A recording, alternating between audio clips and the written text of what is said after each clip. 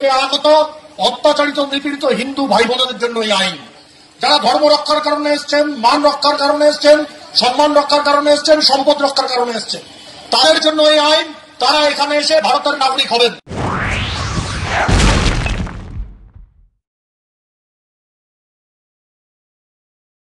আপনি নাগরিকত্বের জন্য আবেদন করতে চাইছেন, তাহলে আজকের ভিডিওটা অবশ্যই দেখবেন।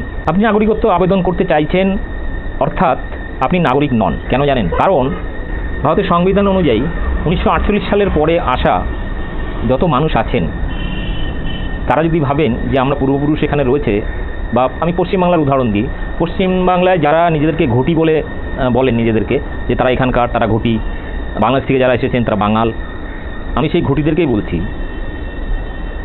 এনআরসিতে নাম তুলতে গেলে আপনাদের কিন্তু 1948 সালের আগেকার কাগজপত্রের সাবমিট করতে হবে। আপনারা তো এখন অনেকেই জানেন না, এই মুহূর্তে আপনি যদি পাসপোর্ট অ্যাপ্লাই করতে যান, বা আপনার সন্তান বা আপনি নিজে অ্যাপ্লাই করতে চান, তাহলে কিন্তু জমির দলিলের প্রমাণপত্র চাইছে। অর্থাৎ এনআরসি কিন্তু বকলমে শুরু হয়ে গেছে। আপনারা যারা ভাবছেন যে অমিত শাহ আপনাদেরকে নাগরিকত্ব দেবে, অর্থাৎ মতুয়া উদ্বাস্তু যারা বাংলাদেশ থেকে এসেছেন সে সমস্ত হিন্দুদেরকে বলছি যে আপনারা যারা ভাবছেন যে এই নরেন্দ্র মোদী সরকার, বিজেপি সরকার বা অমিত শাহ যে নোটিফিকেশন গত 28 তারিখে চালু করেছে, সেই 28 তারিখের নোটিফিকেশন অনুযায়ী আপনি নাগরিকত্ব আবেদন করবেন আর সঙ্গে সঙ্গে নাগরিকত্ব পেয়ে যাবেন, তাহলে সেগুলো বালি। আপনি দিবাস্বপ্ন দেখছেন। কারণ 1955 সালের আইন অনুযায়ী ভারতবর্ষের প্রতিটি মানুষ, এখনকার অবধি বসবাস করা প্রত্যেকটা মানুষই স্বাভাবিক নাগরিক। কিন্তু এই যে নোটিফিকেশন জারি করা হচ্ছে, সেখানে 2019 সালের আইনের কথা কখনোই উল্লেখ করা হয়নি, কিন্তু সেখানে 2009 সালের একটা রুলসের কথা বলা হচ্ছে। নাগরিকত্ব আইনের যে রুলস, যেটা 2003 সালে একবার মডিফাই হয়েছিল, এবং 2009 সালে যে মডিফাই হয়েছে, সেই আইন অনুযায়ী 3 ক্যাটাগরির মানুষ শুধুমাত্র আবেদন করতে পারবে। যে ব্যক্তি ভারতবর্ষে যুগ যুগ ধরে রয়েছে, অর্থাৎ তার 14 পুরুষ এখানে রয়েছে, তারা নাগরিকত্বের জন্য অ্যাপ্লাই করতে গেলে, অর্থাৎ সিটিজেনশিপ সার্টিফিকেটের জন্য অ্যাপ্লাই করতে গেলে তার পাসপোর্ট জমা দিয়ে তাকে অ্যাপ্লাই করতে হবে। আপনি একটা ওয়েবসাইটে চলে যান, সেটা হচ্ছে citizenship.online.nic.in। এই ওয়েবসাইটটায় চলে যান, সেখানে গেলে আপনারা দেখতে পারবেন যে অমিত শাহ যে নোটিফিকেশন জারি করেছে, সেই নোটিফিকেশন অনুযায়ী কারা কারা এই মুহূর্তে আবেদন করতে পারবে। প্রথম ক্যাটাগরিতে আমি বললাম, যারা এখানে 14 পুরুষ ধরে রয়েছে বা আপনি নিজেকে ঘটি মনে করেন, সে সমস্ত মানুষ, তারা যদি সিটিজেনশিপ সার্টিফিকেটের জন্য অ্যাপ্লাই করতে চায়, তাহলে সেখানে 5 নম্বর ধারায় কলাম রয়েছে, সেই কলামে বলা আছে যে তাকে পাসপোর্ট জমা দিতে হবে। আবার কোনো দম্পতি, এদেশের যে নাগরিক, তার সন্তান বিদেশে গেলেন এবং সেখানে গিয়ে তার সন্তান হলো, তো সেখানকার নাগরিকত্ব হয়ে যাবে সেখানকার আইন অনুযায়ী। সে কিন্তু ভারতের নাগরিক নন, কিন্তু তাকে যদি ভারতের নাগরিকত্ব পেতে হয়, তাহলে সেই বাবা মায়ের পাসপোর্ট এবং সেই সন্তানের পাসপোর্ট জমা দিয়ে অ্যাপ্লাই করতে হবে সিটিজেনশিপের জন্য। আরেক ধরনের হচ্ছে পাওয়া যাবে, সেটা হচ্ছে যে ব্যক্তি ভারতবর্ষে পাসপোর্ট ভিসা নিয়ে এসেছেন, অর্থাৎ লিগালি ভারতবর্ষে এসেছেন, সেই ব্যক্তি যদি অ্যাপ্লাই করে, তাকে ভিসা পাসপোর্ট, ওই ফরেন পাসপোর্ট যেটা ছিল সেটা জমা দিয়ে অ্যাপ্লাই করতে হবে। এই 3 ক্যাটাগরির বাইরে যে মানুষগুলো কাটাতার টোকে এসেছেন, বা সেখানকার বাংলাদেশ, পাকিস্তান, আফগানিস্তান থেকে ধর্মীয় কারণে হোক বা কাজের সূত্রে হোক বা অন্য কোনো সমস্যায় সেখানে ভালো লাগছে না, এদেশে চলে এসেছেন কোনো লিগাল ডকুমেন্ট ছাড়া, অর্থাৎ পাসপোর্ট ভিসা ছাড়া, সেই মানুষগুলো যদি এই আইনে অ্যাপ্লাই করতে যায়, নাগরিকত্ব তো পাবেনই না, উল্টে আপনি যখনই অ্যাপ্লাই করতে যাবেন তখনই প্রথম ক্রাইটেরিয়া হচ্ছে পাসপোর্ট, যে পাসপোর্ট আপনার কাছে নেই।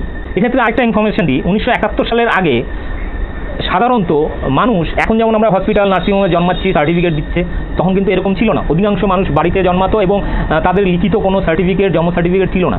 ফলে জন্ম সার্টিফিকেটের যে অপশান, সেখানে আপনি ভুলে যান। এই নাগরিকত্ব অ্যাপ্লাইয়ের জন্য আপনার সেই জন্ম সার্টিফিকেটের কোনো ভ্যালু নেই, অন্তত 71 সালের পরের। তো বিষয়টা হচ্ছে এখানে যে এই ধরনের যে ভাওতাবাজিগুলো সরকার দিচ্ছে, একই সাথে আপনারা জানেন যে 1955 সালের যে আইন, সেখানে ধর্মীয় যে এখন বলা হচ্ছে আফগানিস্তান, পাকিস্তান, বাংলাদেশ থেকে আসা মানুষদের কথা সেখানে উল্লেখ নেই। সেখানে উল্লেখ করা ছিল 1955 সালের আইনের যে ধারাগুলো রয়েছে, সেই ধারাগুলো আপনি পরিষ্কার পড়লে বুঝবেন, সেই ধারাটাকে উল্লেখ করা হয়েছে অবিভক্ত ভারতের, অর্থাৎ পাকিস্তান, বাংলাদেশ এবং ভারতবর্ষ যে অবিভক্ত অবস্থায় ছিল, সেখানকার মানুষের নাগরিকত্বকে স্বাভাবিক নাগরিকত্ব হিসেবে ওখানে বলা ছিল। সেখানে আলাদা করে ক্যাটাগরি করা হয়নি যে এই মানুষগুলো নাগরিক, এই মানুষগুলো নাগরিক নন, এরকম ধরনের ক্যাটাগরি করা হয়নি। যে ক্যাটাগরিগুলো পরবর্তীকালে সংশোধন করা হয়েছে 1986 সালে, 87 সালে বা 2003-এ, এই ধরনের ক্যাটাগরি কিন্তু আগে ছিল না, বা এই ধরনের কন্ডিশন ছিল না, যেখানে নাগরিকত্ব পাওয়ার ক্ষেত্রে অনেক সমস্যার সম্মুখীন হতে হবে, বা এত ধরনের ডকুমেন্টেশন ছিল না। আজকে যে পরিস্থিতিটা তৈরি হয়েছে, তার মূল দায় হচ্ছে 2003 সালের আইন। অর্থাৎ যারা উদ্বাস্তু বা বাংলাদেশ থেকে, পাকিস্তান থেকে ইল্লিগালভাবে এসেছেন, অবৈধভাবে এসেছেন, আসার পরে সরকারকে অ্যাপিল করেনি নাগরিকত্বের জন্য, কোনো রকম আইনি দলিলপত্র আপনার কাছে নেই যে আপনি অ্যাপিল করেছিলেন বা আপনি লিগালভাবে এসেছেন, এই ধরনের কোনো কাগজপত্র নেই, সেই মানুষগুলো এই সমস্ত আইনের কোনো রকমভাবে নাগরিকত্ব পাবেন না। এটা পরিষ্কার ক্লিয়ারলি আপনি বুঝে নিন। আমার কথাগুলো যদি আপনার মনে হয় যে আমি মিথ্যা বলছি, তাহলে যে কোনো উকিল বা আইনজীবীর সঙ্গে আলোচনা করে দেখুন, আমার ভিডিওটা তাদেরকে দেখান। আমি যদি ভুল বলে থাকি আমার পরবর্তী ভিডিওতে বা এই ভিডিওর নিচে কমেন্ট করে জানাবেন। আরও কয়েকটা পয়েন্ট আপনাদের বলি। এনআরসি বা সিএ নিয়ে যখনই কথা বলতে হয় তখনই বারবার আসামের কথা উল্লেখ করতে হয়, কারণ আসামে আমরা জলজ্যান্ত এনআরসি নিয়ে যে সমস্যা সেটা আমরা জলজ্যান্ত দেখেছি যে এনআরসির কী ভয়াবহতা। আসাম বাদে সারা ভারতবর্ষের ক্ষেত্রে কাট অফ ডেট কত? কাট অফ ডেট হচ্ছে 1948 সালের 19শে জুলাই, তার মধ্যে পশ্চিমবঙ্গও পড়ে। এখানে অনেকেই ভাবছেন বা প্রশ্ন করতেই পারেন, বলা হচ্ছে যে অমুসলিম যে 6টি ধর্মের মানুষ আফগানিস্তান, পাকিস্তান, বাংলাদেশ থেকে দেশে এসেছেন তাদেরকে সরকার বলেছে যে তাদেরকে অবৈধ অনুপ্রবেশকারী হিসেবে দেখবে না, তাদেরকে শরণার্থী হিসেবে দেখবে। নিচে ছোট্ট করে কন্ডিশন অ্যাপ্লাই আছে, যেটা আপনারা দেখেননি, যেটা সরকার আপনাকে বলছে না। কন্ডিশনটা কি? কন্ডিশন হচ্ছে শরণার্থী, আপনি যে শরণার্থী সেটা প্রুভ করতে গেলে আপনাকে ধর্মের প্রমাণ দিতে হবে। অর্থাৎ ওদেশে আপনি মুসলিম ছিলেন, এদেশে এসে হিন্দু নাম নিয়ে আপনি সমস্ত ডকুমেন্ট বানাচ্ছেন বা হিন্দু নাম হিসাবে আপনি পরিচয় দিচ্ছেন, সেটা ঠিক কি বেঠিক সেটার প্রমাণ দিতে হবে। এবং সেটা প্রমাণ করার জন্য গোয়েন্দা রিপোর্ট হচ্ছে সরকারের মূল মাধ্যম। গোয়েন্দা রিপোর্ট আপনার সমস্ত ডকুমেন্ট ভেরিফাই করবে, অর্থাৎ আমরা 14 গোষ্ঠী সমস্ত ডকুমেন্ট ভেরিফাই করবে, তাহলে আপনি শরণার্থী হিসাবে বিবেচিত হতে পারেন। আরও কন্ডিশন আছে। আরও কন্ডিশন কি? সেটা হচ্ছে যে আপনি ধর্মীয় কারণে অত্যাচারিত হয়ে এসেছিলেন, কারণ আইনে পরিষ্কার বলা আছে যে রিলিজিয়াস পারসিকিউশন, অর্থাৎ ধর্মীয় কারণে আপনি সেখানে অত্যাচারিত হয়ে এদেশে এসেছেন, তা সেটা প্রমাণ দিতে হবে। কীরকম প্রমাণ চাই? সেই প্রমাণ হিসাবে বলা হচ্ছে যে সেখানকার কোনো থানায় আপনি এফআইআর করেছিলেন তার কপি, বা কোনো থানায় আপনার গ্রামে বা আপনার পরিবারের উপরে যে অত্যাচার হয়েছে সেই অত্যাচারের কোনো খবর কোনো মিডিয়ায় বেরিয়েছে, তার ফুটেজ বা পেপার কাটিং, এগুলো আপনাকে দেখাতে হবে। যদি এগুলো দেখাতে পারেন তবে 2019 সালের আইন অনুযায়ী সরকার সমস্ত ডকুমেন্ট বিচার করার পরে আপনাকে শরণার্থী হিসাবে, নাগরিক নয় কিন্তু শরণার্থী হিসাবে আপনাকে ট্রিট করবে সরকার।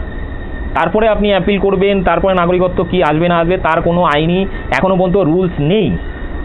যারা ভাবছেন আমি আবেদন করব, আমি শরণার্থী হয়ে গেলাম, তারপরে আমি সিএতে নাগরিকত্বে অ্যাপ্লাই করব, এনআরসিতে আমি ছাড় পেয়ে যাব, এরকম ধরনের কোনো রুলস কিন্তু এখনও মোদী সরকার বের করতে পারেনি। ফলত এই মুহূর্তে যদি আপনি বিজেপির এই যে নাগরিকত্বের মূল্য নোটিফিকেশান জারি করেছে, এই নোটিফিকেশানে আপনি যদি অ্যাপ্লাই করেন তাহলে একই সাথে দুটো জিনিস প্রমাণ হবে। এক হচ্ছে এতদিন ধরে আপনি বসবাস করছেন, নাগরিকের পরিষেবা আপনি ভোগ করছেন, সব কিছু করছেন, সেই পরিষেবাগুলো এতদিন যে পেয়েছেন, আপনি নাগরিক না হয়ে এইগুলো পেয়েছেন, এখন নতুন করে আপনি নাগরিকত্বের জন্য অ্যাপ্লাই করছেন, অর্থাৎ এতদিন যেটা আপনি ভোগ করেছেন সেটা বেআইনিভাবে ভোগ করেছেন। এবং ভারতবর্ষের বহু আইনে এরকম আছে যে আপনি এতদিন ধরে যে ডকুমেন্টগুলো বানিয়েছেন সেই ডকুমেন্টগুলো যেহেতু আপনি নাগরিক না হয়ে বানিয়েছেন, অর্থাৎ একটা দেশে আপনি যখন যাবেন সেই দেশে সরকারকে না জানিয়ে আপনি গেলেন লুকিয়ে চুরিয়ে, যাওয়ার পরে সেখানে গিয়ে আপনি Aadhaar card, voter card, driving licence, passport সব কিছু বানিয়ে জায়গা জমি কিনলেন, ব্যবসা করতেন, পড়াশোনা করতেন, সব কিছু করলেন। এরপরে সরকার বলল যে আপনি নাগরিকত্বের জন্য অ্যাপ্লাই করুন। যখনই আপনি করবেন তখন আপনার সমস্ত রেকর্ড যখন চেক করে দেখবে যে এই লোকটা তো ওই দেশে এসে লুকিয়ে চুরিয়ে, অর্থাৎ অবৈধভাবে। ভারতবর্ষের আইনে অবৈধভাবে কোনো ব্যক্তি ভারতবর্ষে ঢোকার পর যদি সমস্ত ডকুমেন্ট তৈরি করে, আইনত সে বেআইনি কাজ করেছে, ইল্লিগাল ক্রিমিনাল অফেন্স করেছে, 2 থেকে 8 বছরের জেল হবে এবং সাথে জরিমানা। ভারতবর্ষে আইনই রয়েছে। অর্থাৎ বিজেপির এই ট্র্যাপে পা দেওয়া মানেই হচ্ছে আপনি নিজেকে নাগরিক নন এটার প্রমাণ দিচ্ছেন, একই সাথে আপনাকে বেনাগরিক হওয়ার ফাঁদ পাতা হয়েছে, সেই ফাঁদ পাতার আপনি সেইখানে গিয়ে ধরা দিচ্ছেন। অর্থাৎ আপনি নিজেকে চিহ্নিত করছেন যে আপনি অবৈধভাবে ভারতবর্ষে এসেছেন। দেখবেন যখন ফাঁসি দেওয়া হয় না, গলায় দড়ি ঝোলায়, আপনি নিজেই দড়ি রয়েছে, আপনি নিজেই গলায় পরিয়ে নিচ্ছেন নিজের গলায়।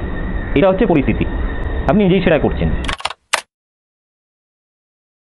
सबसे बड़ा काम अगर हमने किया है तो आसाम के अंदर एनआरसी को लागू कर कर एक घुसपैठियों को चिन्हित करने का काम भारतीय जनता पार्टी की नरेंद्र मोदी सरकार ने। मैं स्पष्टता कर दूं, एनआरसी में कोई धर्म के आधार पर कोई कार्रवाई नहीं होनी। जो कोई भी एनआरसी के तहत इस देश का सिटीजन नहीं पाया जाएगा, सबको निकाला जाएगा। एक बात तो इसमें सिर्फ मुसलमानों के लिए एनआरसी है ये कहने की बात मेरे हिसाब से गलत होगी।